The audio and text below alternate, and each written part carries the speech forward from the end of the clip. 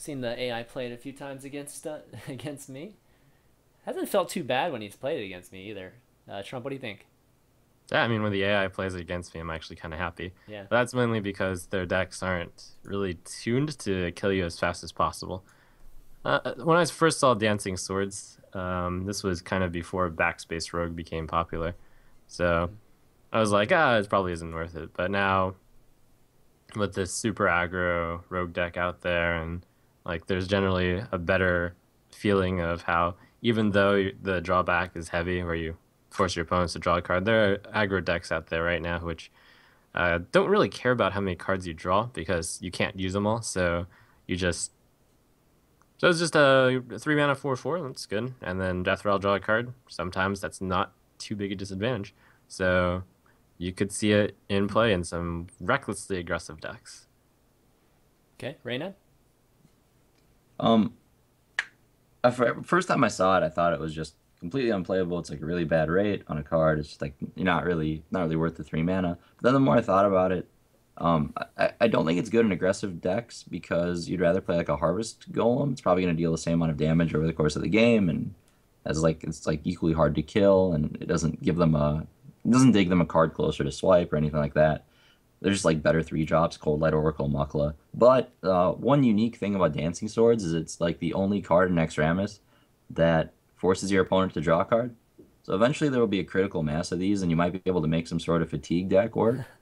Um, Mill but decks, yeah. yeah, I mean that's not like unreasonable. I've tried it with Druid, and it's surprisingly almost playable. And it's like, yeah, if enough cards like these come out, that maybe that kind of strategy would become a real thing. But that's mostly where I see it being used. Interesting.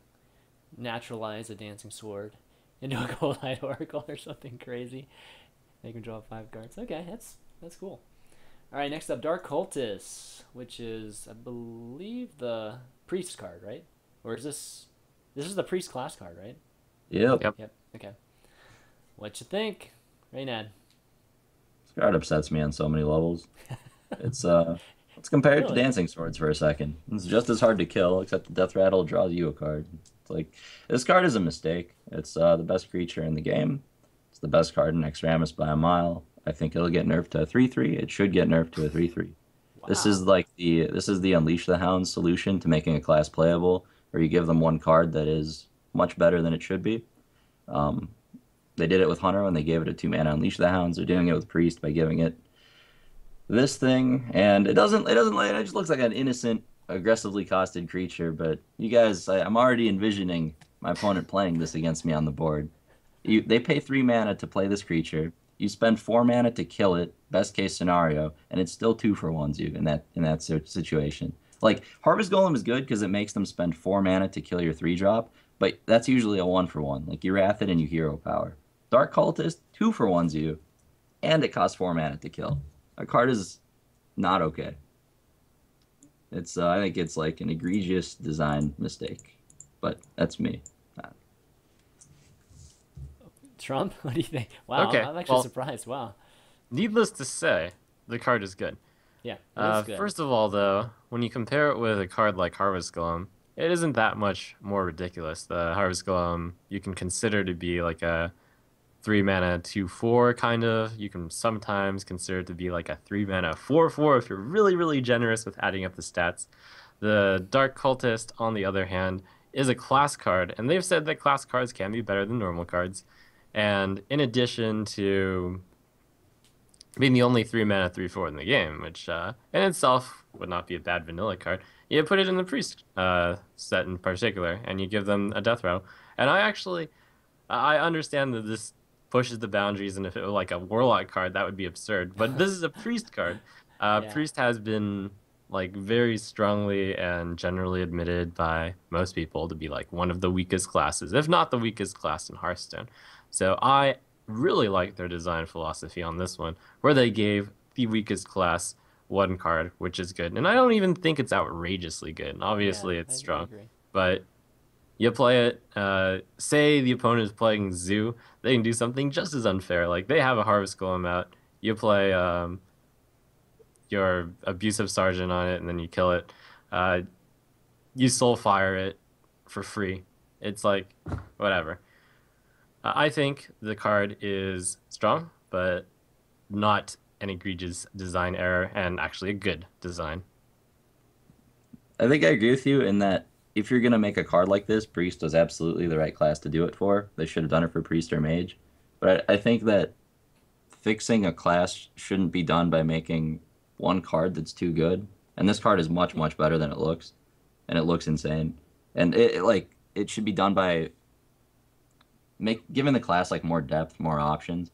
I think that there are 3 Priest cards released in Naxxramas, which is Dark Cultist, Shadow Form, and Cabal Shadow Priest, which are all very good now. And the metagame itself just made cards like Shadow or whatever Shadow Madness. That's what I meant. The 4-mana one that steals guys. Yeah. Yeah. Shadow Madness and Cabal Shadow Priest are like 2 of the better cards right now on ladder, and that alone would make Priest strong. So this is like the solution of giving one deck a broken card is just like it's so sloppy. But yeah, if they're gonna make a card this good, they should give it to Priest. I agree. But yeah, I think it doesn't look too bad right now, but I can't wait to play turn 2 Ancient Watcher and then turn 3 Dark Cultist, and then just like the game ends. You can't do anything about it. The card is yeah. I don't know. The game ends really, so they play yeah, turn 2 Ancient Watcher. They play turn 3 Dark Cultist. Like, what about the Zutha? You play your you play your turn 1 Zombie Chow. You play your turn 2 like any 2-drop, and then they play their Ancient Watcher. You play a 3-drop. They play their 3/4 Silly Dark Cultist, and then you Soulfire it, and then their Ancient Watcher isn't even activated, and then you go do stuff. See, in that case though, the Zoo deck is completely out of cards. The Priest deck has 4 cards in hand and scales better into the late game. The Dark Cultist just added 3 health to the creature you're gonna give taunt to, traded for 3 cards from your opponent or 2 cards from your opponent. Like, it's yes, that turn Zoo is ahead on board, but 4 turns from then, like the fact that you had to Soulfire, God forbid they did. Like, what if they didn't have Soulfire? It's What if you were a different class, basically? Yeah, exactly. What if you weren't Zoo and they play Dark Cultist? My God, you're gonna swipe their 3-drop? What if they're on the play? You're gonna coin swipe their Dark Cultist and then buff their other guy? And then you give your Watcher taunt? How does Druid kill that? Like, there's so many ways to deal with it. You True Silver Champion, you do a Wrath and a hero ability, you do a Frostspell and a hero ability. There are you all those things cost 4 mana and they get a free Power Word shield on their creature. It's like, if they even have another minion out. It's not like, okay, it's not flashy, right? It's not like Pyroblast. Oh, the game ends when you play it. But it's so much incremental value for one card that, like, the games where Priest draws this card and plays it turn 3 versus the games where it doesn't are gonna like vary its win percentage by like 20. The card is just very, very strong, very strong. It's not gonna end the game on the spot, but it will be the reason you lose in a drawn out game. I guarantee it. Even if it doesn't look that even stronger than that is something like you play a Injured Blade Master and then you Circle of Healing. That's a 3-mana 4/7. And yeah, but you're 2-for-1ing yourself for that. This is a 3-mana 3/7, but you don't have to 2-for-1 yourself or draw a combo. This card's insane. I don't think it's proper to call it a 3-mana 3/7. 3/7. It's more of a 3-mana 3/4, and then sometimes gets an additional benefit. Right. And I'd say the times where you get the additional benefit are quite rare. All you need is another creature, right? I don't know. We'll see. I think it's the best card. I think it's the best creature in Hearthstone, though, by far. I don't think anything comes close. Oh man, I think a lot of things Yeah, come I close. think, Notably, yeah, Zombie Chow and the Egg. Zombie Chow for me is just ridiculous. Yeah, the Egg too. I think, in my opinion, is a little bit better. But Dark Cultist is kind of interesting because I think it's really strong too. But I just some of the players I talked to, I think there's some mixed reactions about it too. Like some people think it's super strong, like you, and some people think it might not even be worth running, which is kind of crazy, in my opinion, given that it's just the stats and potential of it. But yeah, I don't know if it's a unanimous type of thing for sure. But let's move on. Let's go for Death Lord here. I mean, at the end of the day, I think we can both agree it's a very good card, and Yeah, it's a I strong think, and we all agree that Priest is the class that should get a really good card for the class card. So that's good. All right, let's move on to Death Lord. 2/8 taunt. But obviously the penalty is like your opponent gets to throw something on the battlefield. And I think we we've played against it, right, in the expansion. I think we've run into the Death Lord. I think I've run into the Death Lord playing in the expansion. Whose turn is it? Let's see.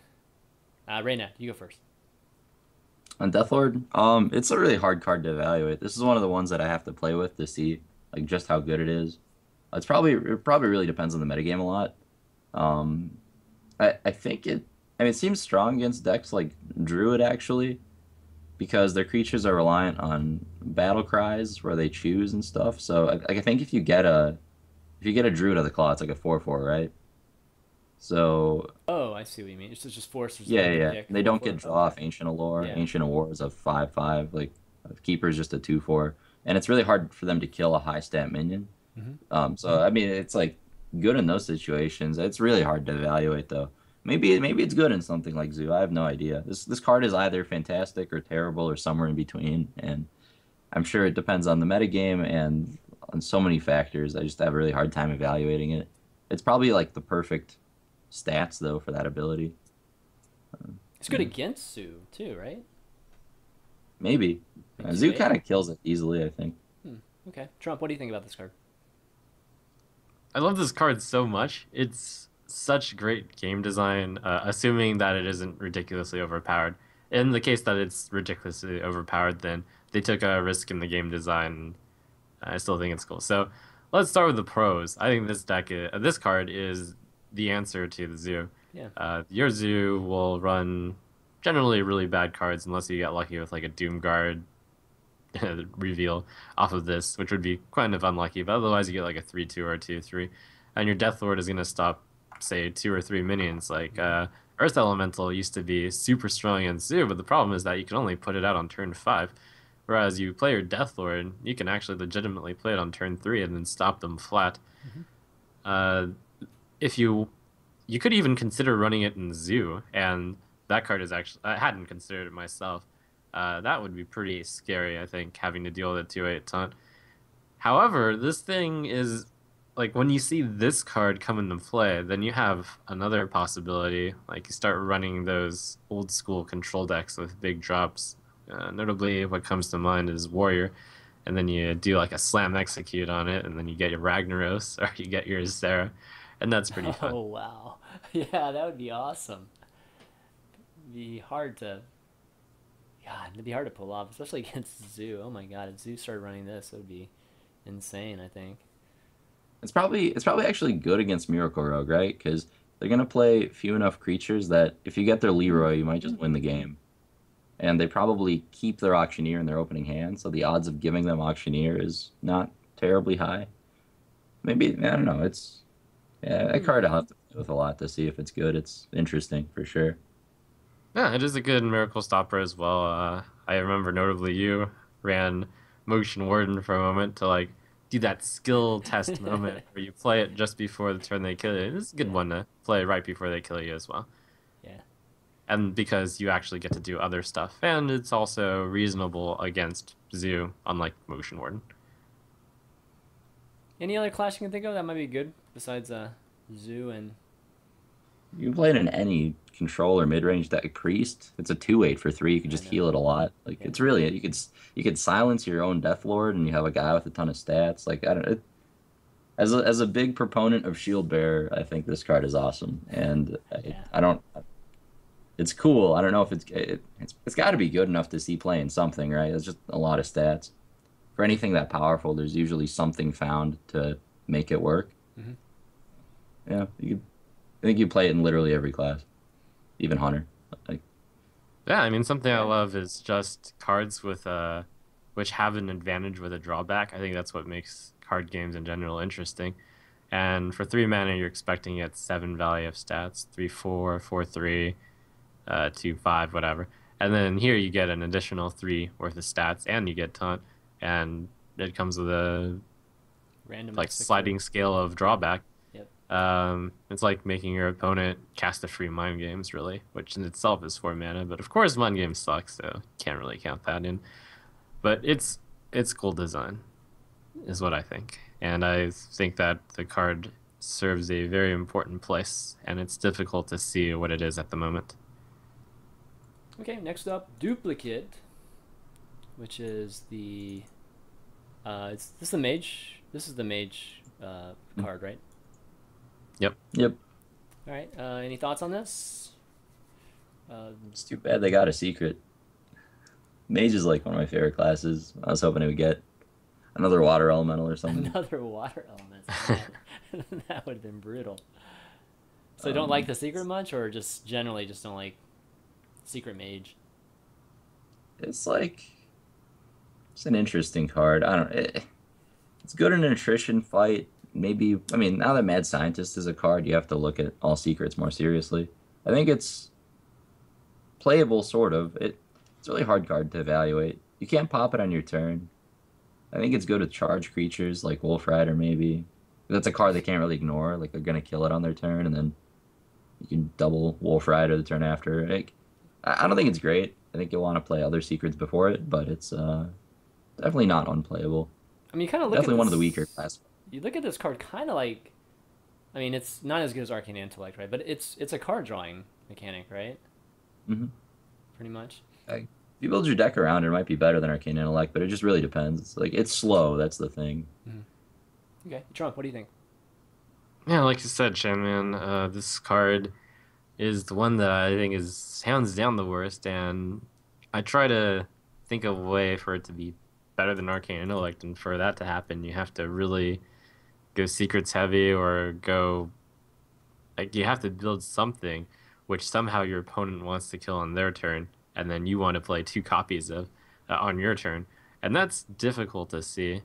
Perhaps there's going to be something worth it in the future, hard to say, but right now this is pretty much my thought on the worst card. Worst, okay. Worst class card and one of the worst cards in Naxxramas. Costs Alright. too much, really. Okay, so yeah, we're gonna have to. I actually don't know which one I would put worst, but all right, this is a candidate for sure. Candidate for worst, right here, duplicate. All right, next up, Shades of Naxxramas, and got a chance to see this quite a bit actually against the AI. And what are your thoughts so far on this, Trump? The card is. I like the design on this one as well. It's if it survives their turn, then you have a 3 mana 3/3 with stealth, which is good. And even before Naxxramas, you started to see some weird stuff. Like some decks would play a Stranglethorn Tiger and just leave it stealth for some time. So in that case, you can actually play Shade of Naxxramas, and should it get to turn 5, then it's like a discounted Stranglethorn Tiger if you just decide to leave it in stealth. I think it opens up some weird options where you can have the stealth buff kill, and it's just not a terrible minion by itself. There's not too many ways to remove a 2/2 with stealth on turn 3, other than notably Consecration. So I think the card is fair, and it might make waves, but overall probably just a solid card. And like in the most extreme case, you get a deck built around it. Okay, Reynad. It's really interesting. I mean, at first I thought it was going to be really bad, but the more I thought about it, you can play buffs like the Paladin card that doubles attack, or there's a card that does that, right? Paladin card plus that doubles champion. the attack. Yeah, that thing. Like yeah, like you mentioned, the buff effects are really strong. Like I think it'll be better in slower decks like Priest or Warrior probably, because once it does attack, you can't really ignore it, right? So you have to deal with it. And if it's like a 6/6, you kill something with it as Priest, then you heal it up. It's harder to deal with, and they still have to commit resources to dealing with it. Otherwise, it will kill them. Um, and a slower deck like Warrior, I mean, you can just have it sitting out there for a while you deal with your threats. Then you brawl eventually, maybe. And you guarantee you have a guy out. I mean, it's definitely a slower card. You don't want to play it in a deck like Zoo, but it's very unique, and I think it's costed just right for that kind of effect. It'll be really interesting to play with. I mean, definitely a lot of those points are great, but is it too slow though, given the current meta that we've seen? I mean, having to leave a minion sitting there for a turn or two doesn't seem like it would be possible, given how fast the meta is. Trump's right. The metagame is slowing down because of Nax. Like Okay. the new cards are all low attack, high health. So even though the decks that are considered aggressive for some reason by people like Zoo, they do get better cards. The games are like slower. So Zoo is better, but it's also slower. And every other deck is also slower. So you have more time to build up a card like this. Okay. Yeah. All right. Next up to, let's see.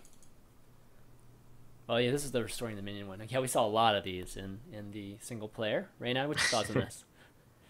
I mean, it's a 3 mana Weblord. It's yeah. Yeah, that sums it up, right? I liked killing it with 2 drops. It's yeah, it's not a very good card. The worst one in the set, but yeah, it's cool. I don't know. I wish it had a little bit more health. Maybe it was like a 1/5. It'd be a little more interesting. Okay, yeah. Trump? Yeah, I mean, this card is such a joke. I think about what the Blizzard developers or game designer or game testers were like. Maybe at one point it was a 1/5, and then someone came up with some kind of degenerate gargoyle buff deck, Like and then priest like or they could something? never get through the gargoyle.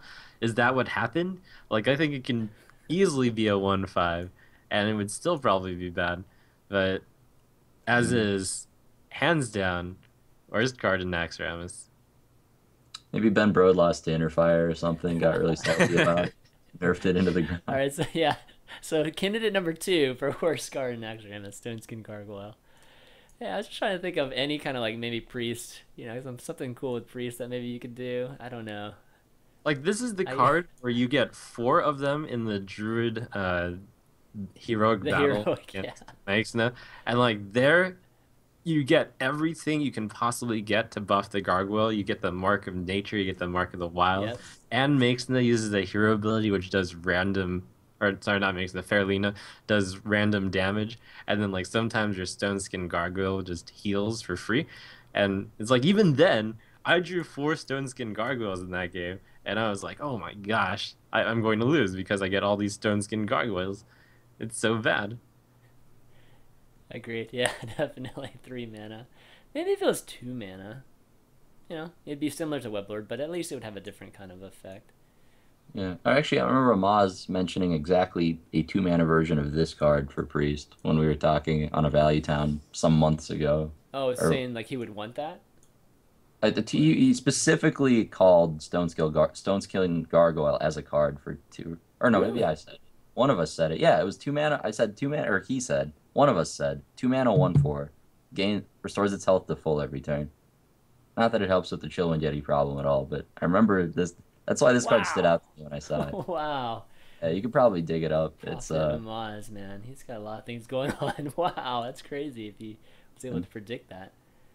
Okay, next up we got the a new bar ambusher, which is the rogue card that we get this in this first release. And Jeff or Trump, you mentioned playing this card in your tempo rogue or your mid range rogue that you've been playing recently. What do you think of this card? Yeah, I mean, card in itself, when you look at it at face value, 4 mana, 5/5. Wow. So obviously you have to have some, not significant, but you have to have some amount of drawback because it does beat the other very popular 4 mana 4/5 and lives to tell the tale. So this card is, just looking at the stats, quite good. The Death Rattle usually plays against you, but you can, like, there were 2 directions that I saw where you could use this. One is to build in the more control-oriented deck, and just usually you play that on 4, and maybe that's your only minion, in which case you've got a strong 4 mana 5/5. The other is you play it in the backspace type aggro rogue as a just big guy, and Mm-hmm. there's all these cards which you can play again. Say you play Leroy, and then you send a new bar ambusher to die somehow, and then you play Leroy again. Or same with Arcane Golem. But then when I thought about that, I started thinking, wait, but you should just attack their face with 5 damage anyways. So I kind of came to the conclusion that it's a strong card. You put it in probably a control-ish type deck, but it could see some interesting play in an aggro deck. Okay, Reynad? I actually played with this the first on Tuesday, like right when it came out. The first deck I played after Zoo was Tempo Rogue to like counter all the Zoo. And I played this guy, and he was okay, but I was kind of wishing he was Chillwind Yeti most of the time, which was a little underwhelming. basically like the same card, but when the drawback is a drawback, it's like really inconvenient. And Hmm. the one power is, I mean, it's nice, but it doesn't really make up for it that much. Um, yeah, there's not a big difference between hitting somebody for 4 on turn 5 and hitting them for 5 on turn 5. Yeah. But it's definitely not a bad card. Some decks maybe you want 4 Chillwind Yetis. That and like in that case, I think he's definitely strong. I have to play with him more to see, but it's definitely costed well enough that it's playable. The question is, how many 4 drops do you want in your Rogue deck and which ones? I was more excited about Defender of Argus being playable in Rogue because you could play the Spider, the 1/2 Spider, so it's easier for Rogue to get a couple creatures to stick in the early game Mm. and then play the buff effect like it used to, like the old Tempo Rogue decks with Dark Iron Dwarf and stuff. Yeah. Yeah. I mean, with Tempo Rogue, this is kind of counterintuitive, right? Because it takes tempo away from you if you remove it, if you have just like an extra minion on the board, right? Yeah. I mean, It's a lot of definitely like it's a lot of stats. Yeah, I don't know. Maybe you yeah. play Farseer and like a slower Rogue deck could be Mm. good. Okay. Yeah, I can definitely see it in a backspace type of rogue, just in an aggro. But control would be interesting too. All right, let's see. Baron Rivendare. Okay. It's Rivendare, right? It's not Rivendare, is it? Trump, is it Rivendare or Rivendare? Actually, don't know. I Okay. was very surprised to find out it was my Exna. My accent. Okay. You're okay. I think So, most people called it Megsna, but anyways. all right. So Uh, this card, I don't know. A lot of people when it first came out thought it was going to be. I think and people's initial reaction thought it was going to be amazing, but then talking to more of the pros, they didn't think it was going to be that great. So Trump, thoughts on it now? no, I still don't know. So when we first saw Baron Rivendare, we only had the vision of like 5 neutral cards. So now we actually have all the neutral cards, so you can evaluate him for what he is. Um, and yet it's still very difficult because we haven't played with the death rattles yet. Yeah. Like, could it be a card where you see it as a finisher in an Undertaker deck, and then you play it, and then you like send all your death rattles off to die, or is that too situational? Do you play it in a deck where you have 1 or 2 really good death rattles, and then somehow that lives, and then you play your Baron Rivendare, and then you trigger 2 of it? Is that too slow? Is that too combo-y? It's hard to say. So that's I think this is a really hard card to evaluate. And I will just say that, and I will hold off on my judgment of that card because I don't know. All right, Reynad. I'm pretty much with Trump on this. I have no idea. At first, I thought it was terrible. Then, the more I thought about it, it seemed a little bit better. And it's like, yeah, I don't know. It might be too situational, it might not. It really depends on how big of a role cheap Death Rattles play in the deck that you put this in, I think, Mm-hmm. because you want to play it on curve on turn 4. Yeah, maybe it's strong enough. I don't know. I guess one of the issues with it is if you don't pop Death Rattles the turn that you play it, or even if you do, let's say it gets you like an extra Harvest Golem token, then that's like the next turn you're playing your next Death Rattle guy. So basically, if you trigger its ability and you get some value out of a Death Rattle the turn that you play it, after that it's gonna be 2 more turns until you can trigger it again. So it's not like really a constant engine. It'll probably be dead by then or silenced. So I think it's like fine, but might not be exciting enough to be worth a slot in most decks. I don't know. It is hard to evaluate though. Yeah, I mean it's a good point that it's going to be a big target, like absolutely from your opponent the next turn. But I could see it being maybe a way to fill the board, like with the cheaper death rattles, like you said. Just like having 4 spider spawn. That's it's a great way to fill a board, like if you're a shaman or something like that. Could be cool. And some of the best Death Rattle guys have negative Death Rattles. Zombie Chow or the Mm-hmm. 2/8 for 3.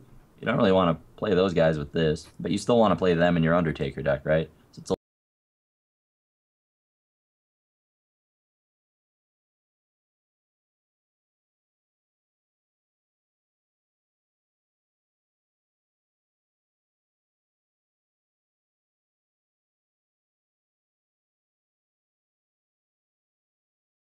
I think it's the second best card behind Dark Cultist and Naxxramas. I'm really excited about it. I love that Mm-hmm. Warrior got a really good card. It's one of my favorite classes to play. Yeah, you'll see 2 of it in every single Warrior list. It kills Yeti on the second hit on its own. It's like it's everything you want. Like, True Silver is already one of the best Paladin cards, and Mm-hmm. this is that and more. It's just a fantastic card. I love it. Yeah. Trump? Definitely going to see a lot of play. That was a very positive review of it. I'm slightly tempered in it because I look at it and I'm like, oh, okay. You'll see it in Control Warrior. I'm not sure you'll see 2 copies. Maybe you'll see 1. Maybe you'll see 2. Maybe you'll see 0. It's going to be very fun with the Acolyte of Pain, which already has a lot of synergy, and the Control Warrior and aggro. Yeah, you could see it with like a bunch of enrages. And I think it is a little bit comparable to Swipe. It's like a Swipe on the second swing, and on the first swing you get a free, I'm going to use quotation marks, 4 points of damage. So it's a competitive card. Yeah. Yeah, this card, I'm kind of with Reynad. I'm really excited to get a chance to try this because again, the deal 1 damage to all minions has so much synergy with Warrior.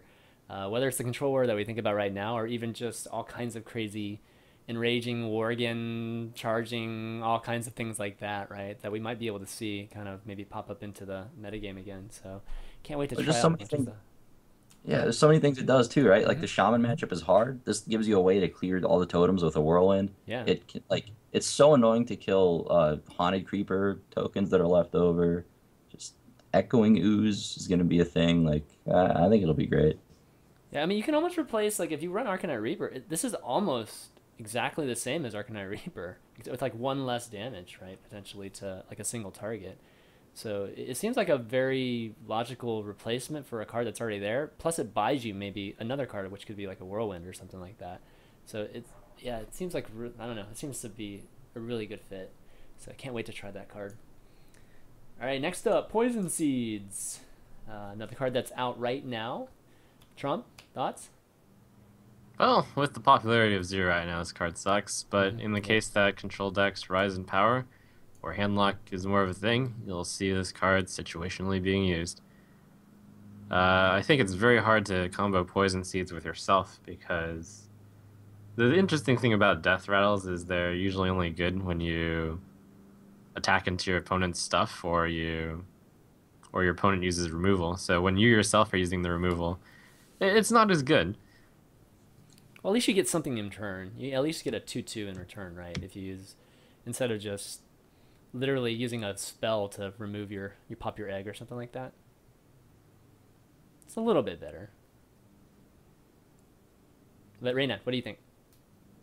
Poison Seeds. It's like as a reactive answer to big guys, I think it's pretty weak. But if there's some way you can use it proactively, like let's say once Echoing Ooze comes out, and then you play like Haunted Creeper, you play Nerubian Egg, you play all these cards, Defender of Argus, then you can like just Poison Seeds for value.